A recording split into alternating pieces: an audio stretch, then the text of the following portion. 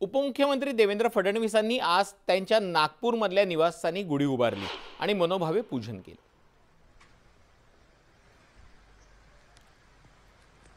देवेंद्र फडणवीसांच्या नागपूरमधल्या निवासस्थानी गुढी उभारतानाची ही दृश्य। गुढी उभारल्यानंतर फडणवीसांनी मनोभावे त्याचं पूजन केलेलं आहे। यानंतर ते नागपुरातल्या शोभायात्रेच्या कार्यक्रमाला सहभागी झालेले होते।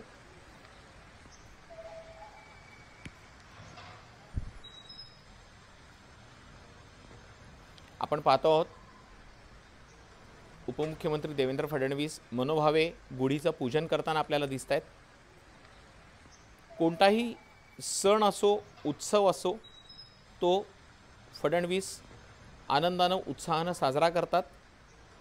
गणपती असो दिवाळी असो की होळी किंवा रंगपंचमी असो आपल्या परिवारासोबत ते जेव्हा जेव्हा नागपूरला असतात तेव्हा ते परिवाराला वेळ देतात आणि त्यांच्या सोबत तो सण साजरा करतात।